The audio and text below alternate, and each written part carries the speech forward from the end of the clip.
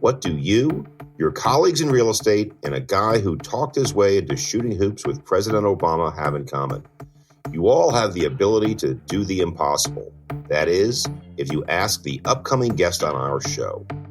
On this episode, a best-selling author shares his simple, surprising, and somewhat morbidly inspiring perspective on how to make things happen. If you look at the research, the biggest things that stop us from pursuing these types of goals, and I would call this like a personal passion, a huge ambitious goal that you have, it's fear. And it's the fear of what other people think. It's the fear of failure. That's Ben Nemtin, the author and public speaker whose book of 100 bucket list aspirations, What Do You Want to Do Before You Die, was a top New York Times bestseller. Ben, along with three of his closest friends, also created and starred in an MTV show called The Buried Life, which documented their pursuit of impossible dreams, following the foursome across America and the acts of kindness they performed along the way. Coming up, a conversation recorded prior to Ben's recent appearance at the CBRE Institute in Arizona. Impossible dreams, practical applications, and yes, how it all fits into our lives and our careers in commercial real estate. I'm Spencer Levy, and that's right now on The Weekly Take. Welcome to The Weekly Take, and today we are delighted to have #1 New York Times best-selling author, Ben Nemtin. Ben, thanks for coming out today. Spencer, thanks for having me. Well, Ben, we're psyched to have you here today. And Ben, for the purposes of our listeners, tell them who you are and what you do. So I grew up in Victoria, British Columbia, and I speak on the connection between purpose and mental health and how to achieve big goals. And it's kind of an unusual story of how I became a speaker. I actually became a speaker by accident. I did a TEDx talk about 7 years ago, and it was supposed to be just a one-time thing, but people saw it and they asked me to come speak, and now I do 100, 150 keynotes a year, and I write some books, and I try and get people inspired to live their authentic self so they can unlock their true potential and connect to their purpose. And I think that impacts your mental health, that impacts the people around you, and ultimately you unlock your greatest impact. This has just been my experience through my story, so I try and reflect that through my keynotes and through the work I do.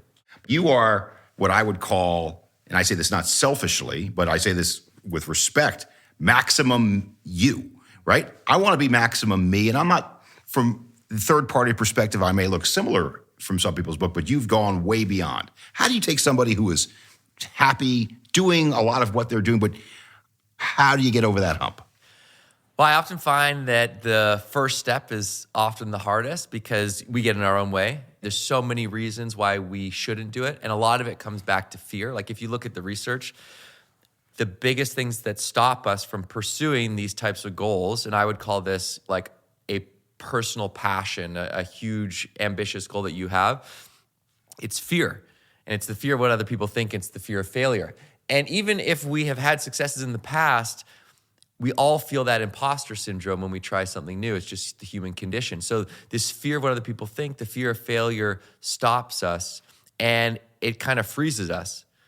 But when you take action, and even the trick is it's just the smallest step. If you take that one small step, what you're doing is you're like starting to build momentum, and you create this momentum and this energy that starts to move you forward, and you learn as you go. So you're never ready to go. You need to sort of take action and learn as you go. So that's one piece. The other piece that I found that has been probably the key is accountability, right? Because there's no deadlines for something that you want to do, but there's always something else that has a deadline that you have to do. So these things get pushed. But ultimately, what happens is 76% of people, they push, and they realize too late that they've waited too long and they haven't acted on this thing that they truly want to do. That was this true reflection of themselves because they've been living for other people or been living this life they thought they should live. And so just like we have accountability in the workplace, it really works. So I got really lucky because when I was in university, I made this conscious decision to try and surround myself with people that inspired me. And it led me to 3 friends. And we started this bucket list of all of our dreams, these passions that we truly wanted to do, but we just had never, ever acted on any of them. And we thought, we're going to go after this bucket list, and we're also going to help other people achieve their bucket list items. And we're going to do a 2-week road trip. and we're going to tackle our list and help other people. And the only reason I did that from the beginning, and the only reason I've done a lot of my goals is because I had 3 friends with me, right, that kept me accountable. So I still subscribe to that to this day. I try and surround myself with people that inspire me, and I create accountability by sharing my goals, by enrolling people.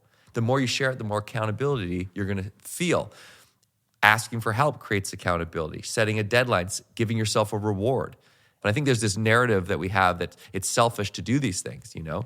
But ultimately, I actually think it's the opposite. I think you can't really serve others if you don't fully serve yourself and you're not that full expression of yourself. Let's talk about your message, just the message that I'm hearing. Yeah. And I've read your book. I've looked at some of your television work, which is becoming your maximum self. And that's kind of how I would put it. I'm sure you put it in different terms. But every time I was watching your TV or listening to reading your book, a phrase kept coming to me. It said, life gets in the way. How do you prevent life and its consequences from getting in the way of maximizing yourself? Well, it's a great point because it's a reality for, I would say, majority of people is that you have obligations and you have to sacrifice some of the things that you want in order to give what you need to give. And I think that that is something that you should do. I also think that it's important to identify those things that you believe will make you feel like that maximum self, okay? So i.e. your list. That's why I like writing a list, because it forces you to slow down and think about what those things are and reflect. A lot of people don't take the time to reflect and think about it. I think a lot of people are subconsciously running on autopilot just without taking time to actually make sure that they are on this course doing those things that fill them up, because life moves so fast, and the reality is, as you said, life gets in the way. So if you take time to think about what those things are, you've identified what they are, then it's deciding, okay, how much time can I afford to give to these things? Okay, because you're not gonna be able to do all of them, but what's one thing that I love to do that even though I have no time, I'm busy at work, I'm busy with the family, but let's just say I wanna write a book. Or for me, like I fell in love with playing tennis over the pandemic. So I love to play tennis. And I actually, I'm on the road all the time. And how can I prioritize one tennis game a week? Or how can I prioritize 2-hour block of writing a week on the weekend on Sundays, right? Okay, whatever that is, and it's different for everyone, but there is some amount of time that you can afford to put towards that, and you can protect that time just like you would protect quality time with the kids, just like you would protect an important meeting, and then communicating that with those around you so they understand that this is really important to you and that you want their support in protecting that time. When I was reading through your bucket list journal, I thought that you were doing something backwards. And what I mean backwards is this, is like you wrote this bucket list journal and you've got 100 really cool items, which I'll go through some of them, but you already did a TV show. You're already a keynote speaker. You already wrote a best-selling book. You've already fulfilled most people's bucket list. So let's just start from the beginning. Tell us about the TV show, inspiration for it, how it got started. So I want to also just mention quickly, because you bring up a good point about it looking backwards, because it is true. And the thing is, what I've realized is this list started as a list of all of these big goals that I wanted to achieve. Yeah. And as I moved through them, I realized that really was a journey of self-discovery, of understanding and finding these things that make me feel more alive. So as you grow, your list changes, and my list has now changed. Now it's, starting a family, and there's all these other things so your list is a reflection of the things that make you feel more alive. And it's not necessarily about the big accomplishments, because if you look at the regrets, the top 5 regrets of the dying, they're not these big accomplishments. It's little things. I wish I would have told people how I really feel. I wish I would have let myself be happy. I wish I would have worked less, right? So these are small things that I think ultimately you can think about when you write your list. So it can be big things, but it's not just about nailing these big accomplishments. And that's what I've learned. How do you go from, okay, this sounds like something I understand and know, to actually doing? What is that? That to me is the secret sauce. Yeah. I mean, to be totally candid, I think it's thinking about your death. That's why the question that is the cornerstone of this whole project is, what do you want to do before you die? I don't even know if you know Stoicism, memento mori, but it means that you understand that you're going to die so that then you take every moment and live it to the fullest, right? You have this passion for life because you know that your time is limited. But typically we don't think about the end of our life. We just sort of act as if we're going to live forever, even though it's the only thing that we can count on in our life. It's the only thing that we can actually say is going to happen is one day we will die. This is something that is a truth. And so by actually confronting that, it reminds us to live fulfilled. And so that, to answer your question, that is how you actually have it land, is by thinking about and keeping that idea of death close to you. And it's a liberating idea because it means that the things that you are stressing about, you're probably not going to remember on your deathbed. You're probably not going to remember those things in the next couple months. And so it really puts things in perspective and allows you to sort of live from that truth. Let me push back on that. When I think about death, I don't want to think about death. Yeah, right? Of course. Death is about the worst thing I could possibly think about. But you're saying to me that this thing that most of us, many of us, I wouldn't say most, but I'd say a lot of us, me included, think is the scariest thing imaginable, and I'm trying to avoid thinking about it, is actually a good motivator. Am I saying it correctly? Yeah, you are. Exactly. Mm-hmm. Yeah. And okay, so I've had friends that have lost a loved one, right? A father, a mother. And they told me, when I lost my dad, everything changed. It put things in perspective. I've had friends that have gone through near-death experiences, people that have been forced to look at death. And, they had cancer and they came back and they said, I live differently now. This brush with the end of your life or with death shifted things for them. And I think that you can have that shift without going through the trauma of a near-death experience or losing a loved one. And it is uncomfortable to look at death. But if you look at every other culture, they look at death and talk about it freely. In old Egyptian times, when they had a huge feast, they would roll in a dead body, like a mummy. And they would say, this will be us one day, so enjoy your food. Like, have a good time, because we're going to die one day. So it is morbid, but at the same time, when you start to separate from that emotional tie and you sort of look at it pragmatically, it's like, okay, look at your week's calendar. How many weeks do you have left? Right? You can actually sort of put a block for every week, and you start to realize, wow, like, I don't have all the time in the world. And whether you want to look at it now or not, you're going to have to look at it. So you may as well look at it now, because it's going to align you with those things. It's about coming back to purpose. And I just really think this is the big driver, is like, come back to the purpose of the work that you do in whatever industry you're in. But like, if you're thinking about commercial real estate, enabling people to work and create their impact in the world, creating a space for them to do that. And how can you do that in the best way possible? And then coming back to purpose in your life, right? Outside of work. And if you can connect back to those two purposes and just use death as this reminder, like, okay, I don't have all the time in the world. I think that's the formula to live your maximum self. I'm glad you brought up real estate and work, because this is probably one of the key topics that we're going to talk about here at Institute. Mm-hmm.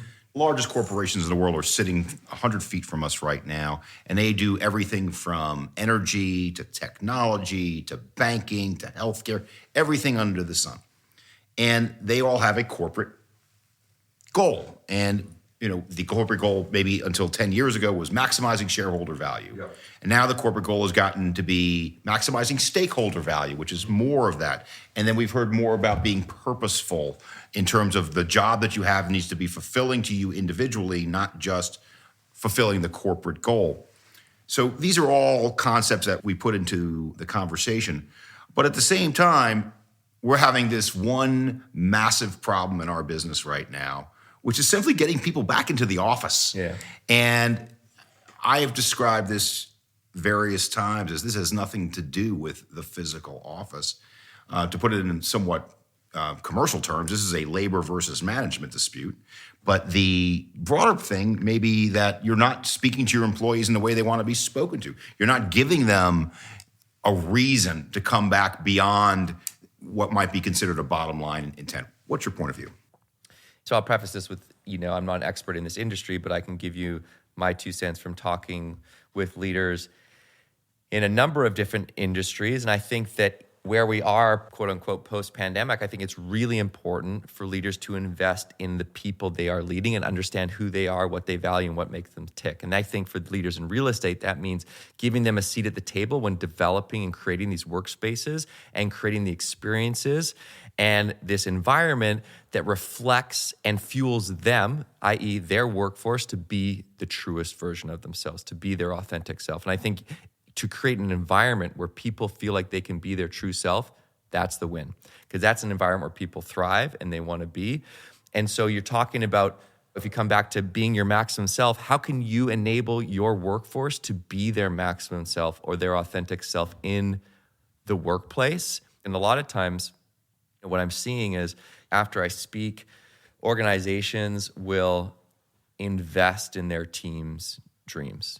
That doesn't necessarily just mean paying for their employees to do the thing they want to do, but invest in like taking a true authentic interest in what do their people want to do outside of work, and how can, so again, connecting to passion, like passions outside of work and passions inside of work. And so I think that if you can create a workspace that fuels people to be that true self, then you're going to draw more people in, and that will start to sort of shift the culture. I also think that's important to really identify what this human impact is that you're creating through the work that you're doing, and reinforcing that with the team to re-energize them around purpose, right? Like, how can you talk about this ripple effect that you're creating out in the world that is impacting people, and sharing stories and narratives and bring the team back to why, to help them overcome the challenges that they face. And so, again, this purpose at work and purpose outside of work. So the purpose at work, the purpose outside of work. We had a prior guest on the show. His name is Rob Lilwell, and his concept, and this is summarizing, is leading with vulnerability. Yeah. And there's a lot of ways to put that. The way I would put it is not having a separation between Sure. purpose at work and purpose at home. Is that a fair way to put it? Exactly. I think that's exactly what I'm saying. Yeah. So enabling people to be the same person inside and outside of work. And I think leading authentically and leading with vulnerability is huge, especially with the mental health challenges that at least a quarter of the workforce are experiencing right now. One of the main reasons I speak is because when I was in university, before I started this journey with my friends, I put so much pressure on myself to succeed professionally at school, right? In athletics, I was on the national under-19 rugby team. And I just burnt out, and I started to get anxiety thinking about the World Cup where I was playing in France, and I started losing sleep, and I couldn't go to school. I couldn't go to rugby practice. So I got dropped from the team. I dropped out of school, and this anxiety, this loss of sleep caused me to slide into a depression, and I couldn't leave my parents' house. And I was completely immobilized by this. And I was able to find a therapist that I love to talk to. I was able to start talking about this with my friends. I was able to sort of surround myself with people that energized me versus take the energy from me. I was able to learn about myself and understand what I needed to be to overcome stresses and challenges.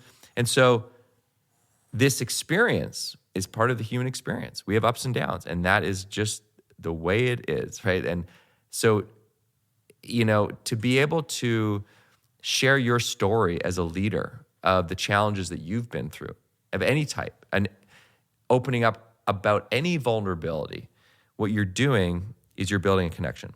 And you're also opening the door for them to come back in their time of need.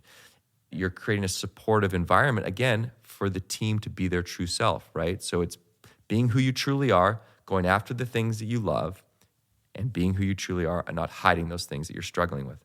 Because what I found is those things that I thought were my weaknesses, they actually turned out to be my strengths when I embraced them rather than always trying to hide them. I would never talk about my depression for 20 years. And then I started speaking, and I was like, you know what? I think this is going to help people if I'm able to talk about my experience. The first time, it was very hard for me. I was shaking on stage, but I could see that it impacted people. And the next time, I was still shaking, but a little bit less and a little bit less. Until now, I look forward to the opportunity to share because I know it's a tool that I have to help others, and I've seen the impact, and I can see how many people, it affects everybody. Because if 1 in 4 people struggle with their mental health, we all care about more than 4 people in our lives. So this is affecting us directly or indirectly. And inevitably, it's someone's daughter or son that just dropped out of school or is struggling with anxiety. It's a coworker, or it's them that is experiencing this. And so as leaders, I believe by opening up, you're really enabling the team to come forward when they're going through something, and you're able to nip it in the bud a little bit earlier, right? And so I think that's important. So this conversation that we're having is a wonderful conversation, but it's much different than I expected. Just tell us about the way you write, the way you communicate these funny stories, and how that helps you get your message across. You want to connect with people, and you connect through vulnerability, but the fastest way is through laughter. When we started this project, it was always about like, how can we inspire our friends to do the thing that they want to do? And we always thought the best way to do that was just show them how much fun we're having, like how much fun it is to live this way. And so that's when we wrote our list. We did everything from like grow a mustache to streak a field to, try and play basketball with Obama or have a beer with Prince Harry. It was just things that we felt like were going to be the most fun for us to do because they made us feel more alive. And they made us feel like ultimately more like ourselves. Maybe not the streaking, because like that was not something that I necessarily wanted to do. But yeah, so that was that was an old school moment. That was definitely an old school moment. Who's streaking? Yeah. Yeah. But I also noticed you had to do a sketch with Will Ferrell. You could have done a takeoff on that one. Yeah, exactly. Yeah. We just pretended we had $100 million and we could do anything. What would you do? And by the way, we had no money, right? This was bootstrap. We boarded an RV. We got a secondhand camera on eBay. We would throw parties in Victoria to pay for gas. This was how we started this first tour in 2006, and it was only supposed to be a 2-week road trip where we make a short film, show our friends, go back to school. So we hit the road, but we didn't expect that people would hear about it and want to help. So all of a sudden, we have all these emails coming in, people saying, I saw your list online, write a bull. My uncle has a bull ranch, he can get you on a bull. Get up in a hot air balloon, make a toast at a stranger's wedding. We got invited to 12 weddings in the first 2 weeks. And then people started sending us their dreams. And they're like, can you help me play Augusta or ride a horse through a drive-through or, sing a duet with Beyonce? So we just kind of were like, wow, we didn't expect this. And that's what fueled us to keep going, was this incoming support to help us cross things off our list. And then other people's dreams asking for our help. So we're like, okay, I guess we got to keep doing this. So this 2-week road trip lasted over 10 years. Amazing. And for folks who don't have a copy of the Bucket List Journal, I'm looking at the top 100 list, and there are only, looks like 3 or 4 items you haven't done yet. And these include going to space. Some of these are fairly straightforward. Some of them are not. A lot of these are celebrity related, being interviewed by Oprah, doing a sketch with Will Ferrell, having a drink with Prince Harry, swim with the sharks. What was the craziest one of these bucket list items? There's no chance of me getting this one, but we did. Probably play basketball with President Obama at the White House. Tell us about that one. I mean, in short, we got 100 no's. I mean, we couldn't have gotten more no's. We drove to D.C. We didn't know anybody in D.C. We just drove, asked people on the street if they knew anyone working at the White House, right? We sent cold emails to politicians. We got a couple meetings. We would meet with them, then meet with their boss. We got all the way up somehow to a meeting with the Secretary of Transportation. He called the White House. He was like, they will cause no embarrassment to the president. We were like, we got this. And then we got an email rejection being like, we can't do it. We found out that the president's personal aide, a gentleman named Reggie Love, he'd play basketball at Duke. He was always on the court when the president was playing. He set up these games. And so we found his email and we challenged him and the president to a basketball game. So we sent emails to Reggie Love saying, you and the president versus us tonight, 7:30 at the YMCA, be there.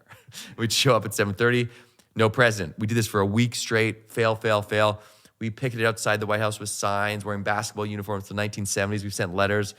Like, no one's meeting with us. And then finally, I get a block call, and it's Reggie Love. And he's like, well, I keep hearing about you guys wanting to play basketball with the president. And we're like, yes, sir. And he's like, okay, I like this. I think I can make this happen. Let me run it by the press team. They have to sign off on this. So we wait patiently. Finally, we get a call, and he's like, gentlemen, talk with the press team. It's not going to happen. So we, again, a no. And we're just like, so it literally, he felt bad. He's like, listen, I'll give you a tour of the White House. So we're back in D.C. months later. We go for a tour. He shows us the White House. He shows us the basketball courts. And as we're shooting around on the courts, we hear Obama stroll on the court. And he completely surprises us. And he's like, I heard you guys are in town. Thought the least I could do is shoot a basket with you. And White House photographer, Obama, we shot hoops with him for like 15, 20 minutes. We were trash talking each other, trying to hit shots that we weren't hitting. It was just absolutely, our jaws were on the floor when he came out. I remember writing that down in the summer of 2008 when he got elected. And my friend Johnny and I, we laughed. Like, we live on an island in Canada. Like, this is the most impossible thing we could think of doing. And 3 years later, we were at the White House, and just, you never know how these things are going to happen, but it's that combination of that relentless persistence, being creative in that persistence so that you're trying different avenues. You're not bugging people the same way, the same day. You're just continually moving towards this goal with persistence and creativity. And if you don't give up, right, at some point, it will happen. And that's what I found again and again and again. One of the things I loved about your goals is they were not just audacious at times, but they were very specific. Mm-hmm. And if you go to your book, you have your do's and don'ts. Yep. Your do's are very specific. Run 5 miles, visit 3 new countries, be a vegetarian for 6 months. It's not prioritize love, get in shape, travel more.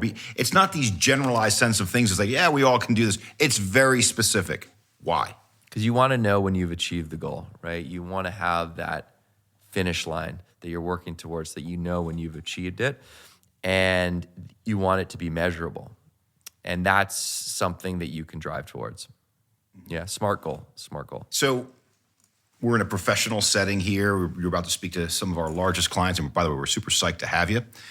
I'll talk less about death on the stage. Well, maybe it's me. But, death might not be the number one topic of discussion today. But nevertheless, it's your speech. Yeah. Go for it, man. I always talk about the question, what do you want to do before you die? And it is one of those things that is, it rattles you. And that's what you want. You want people to walk out and be like, wow, I need to take action, right? You got to light a fire. So you got to mix that with the levity, and you ultimately have to fuel it with inspiration, right? And that's the big thing is you can't just go out and just be like, hey guys, you're going to die. Peace. Like, good luck with that, right? That's why I tell the story throughout the keynote, right? Which is the first, 2/3 of the keynote, sharing stories of these incredible achievements as well as helping other people to show, like, look, I went from this place where I was depressed, but like to playing basketball with Obama, to sitting with Oprah, to all this stuff. And I'm no different than you, right? All I did was I just started to take action with some people that also believed in me. And we also gave without expectation, right? We just kept giving back. And that recipe right there, I think, is a recipe to win. You don't give up.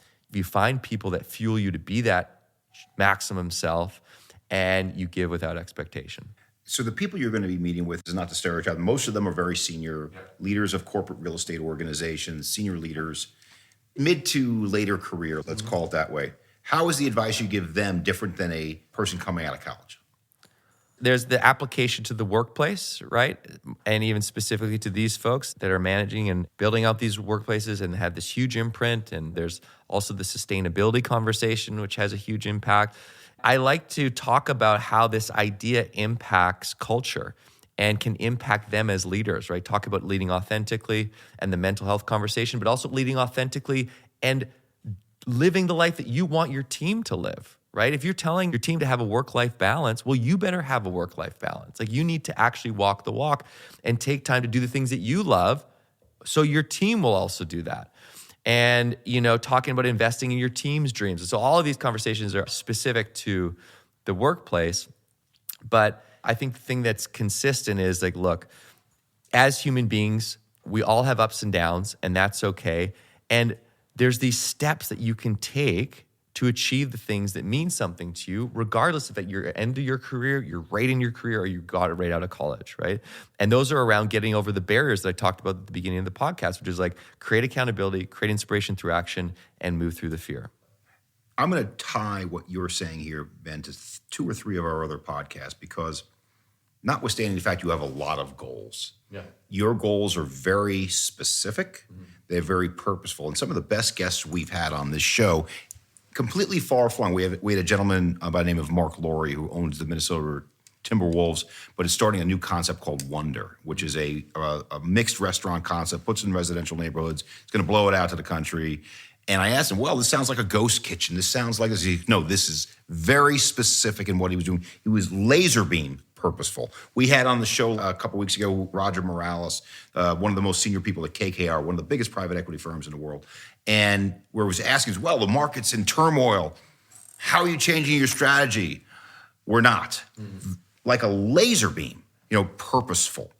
And so while starting a ghost kitchen or Wonder, being a major investor sounds like, well, it's nothing like this because you're hanging out with Will Ferrell. It's exactly the same thing.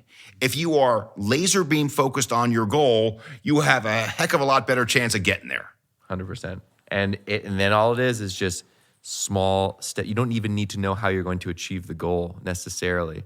And I think that's what stops a lot of us. It's like, well, how am I going to do a sketch with Will Ferrell? I have no idea. Well, what's the first thing you can think of? Take that step. Then you take the second step. You learn as you go. But what we're afraid of is we're afraid of that discomfort. We're afraid of being vulnerable, right? We're afraid of asking for help. But that discomfort is growth, right? Change happens outside of your comfort zone, and that's when you really grow. So understanding that vulnerability, that discomfort, is allowing yourself to change and evolve is really important, and knowing that it's not going to go anywhere. That's like a tax you have to pay to just achieve anything that means something to you. If you know where you want to go, and you also understand that discomfort is just part of the process, and you don't stop, like nothing can stop you, right? And then you just check in every once in a while to make sure that you're still aligned with that goal, right? And that you're doing that thing for you, not for the validation of others, or it hasn't. And if it changes, fine. Like I look at my bucket list as just a list of all the things that I'm going to try to see if they energize me. And if they continue to energize me, I'm going to still do it. If I start doing something and I don't like doing it anymore, I try not to just continue to do it because I know that my energy needs to be sort of focused on that thing that really continues that energy loop. Just a couple more questions because we're just about out of time, and I could talk to you for hours, by the way. One of the things you mentioned earlier really struck me, which is one of the things that gets in people's way is that they are fear of how they're being judged by others.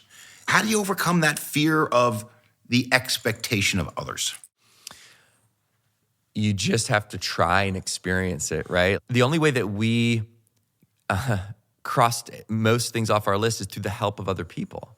And we would have never known if we never would have put ourselves out there on the line. And you have to move through that fear, as I said, and into that place of vulnerability. Something usually good happens out of that vulnerability. May not be the thing that you wanted, but I guarantee something good will happen. When I first did my TEDx talk, I didn't want to do it because I was freaked out.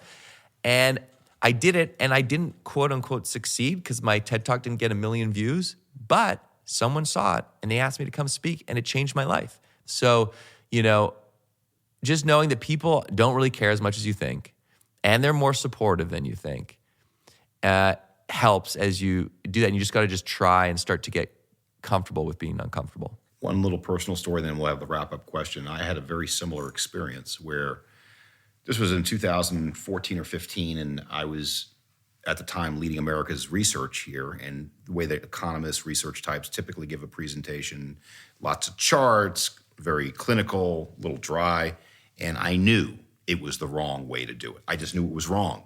And I had this opportunity to give a speech in front of 3,000 people, and I said, I'm either going to get promoted after the speech or I'm getting fired, because I said, I'm doing this my way. And my way had a costume change. I had a fake interview in Times Square with fake people. I was calling senior executives out of the audience, and that speech changed my life. I would not be doing this show without that speech and showing the courage of my convictions. And sometimes you got to do that. You got to have the courage. And, look, I just got goosebumps because it's so true. We have moments where we can step up and move through that fear and take that shot, or not. And I've seen it again and again. When you do that and you express your true self, and that's scary and you have to be vulnerable, but when you just own it and just do it, even if people don't agree with you, they respect you for doing that and being yourself. And ultimately, that's going to lead you to more success. Given all of the things you've accomplished, is there any one thing you're most proud of, or any one thing that you say, this is my one thing I'm going to get done no matter what?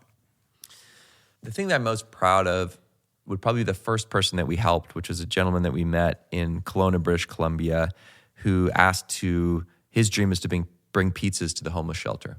And that was the first person that had written in through our website that we could actually help, because we didn't have any money for larger gives, but we could afford a couple pizzas. And we went and interviewed him, and we talked to him about like why this was on his list. And what we learned is that the reason he wanted to give pizzas to the homeless shelter was because he had lived in that homeless shelter. And he said when people came in with food, it felt like the best day, because it just felt like someone cared about him in a world where no one cared about him. And he had sort of pulled himself out of the homeless shelter, and he started a landscaping business. So this was his job, but his truck had broken down recently. And so his whole business was on the rocks. And when we asked him if we could help, he would always bring it back to the pizzas. So we huddled up. We're like, we got to figure out a way to get this guy a truck. But we had $480 between the four of us, right? Canadian, so it's less. And we went to a used car salesman, and he sold us a $2,100 truck for $480. We didn't even know that you needed to buy insurance. And so the used car salesman bought insurance for the vehicle. We drove the truck up to Brent. We tossed him the keys, and he just hugged us and started to cry. And that moment was pivotal for us, because that was the first time we had ever helped someone that we didn't know. And we realized that that's what this project was about, and that we had to keep doing it. And that's when the 2-week road trip continued. And it's always been the thing that we always lead with the fun, but the heart of it, the core, is always about helping other people. I think that's also been why we've been successful. And so that day and that story and that moment really changed the trajectory of my life. And given all you've accomplished, is, again, maybe an impossible question, any one thing you say, I'm getting this done? Go to space. I'm set to go to space with a company called Worldview in 2025, depending on when they get the go-ahead. It's a really cool company that uses helium balloon technology. They've been sending up satellites to space for a very long time. They don't use rockets, so it's actually one of the safest ways to go up to the edge of the stratosphere, and then you come back down, hopefully. It's like a 3-hour ascent. You're up there for an hour or two, and you come back down. So that's what I'm really excited to cross off. Another list item that's on the final 4 is make a movie, which is the Buried Life documentary film that we've been doing for a long time. I was just working on part of the doc before I came here. So we're aiming to have that out in the next year or so. So that's also really exciting. And that's something that I think will just be the piece that hopefully will trigger people to think about going after that thing that they love, giving them that feeling that we felt when we started this and on that road trip of that spark of life. Well, on behalf of The Weekly Take, Ben Nemtin, #1 New York Times bestselling author, terrific job. Thank you so much. Thank you, Spencer. Now, if your bucket list includes learning even more valuable information about commercial real estate, stay tuned to this space. We'll be back with a run of shows filled with practical and tactical insights, including a conversation about hotels, a look at legal issues facing our industry, and coming up next week, a sit-down with leading investor Scott Reckler and more.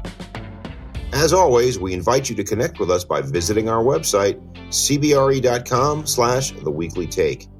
Don't forget to share the show, and also make sure to subscribe, rate, and review us wherever you listen. Until next week, thanks for joining us. I'm Spencer Levy. Be smart, be safe, be well.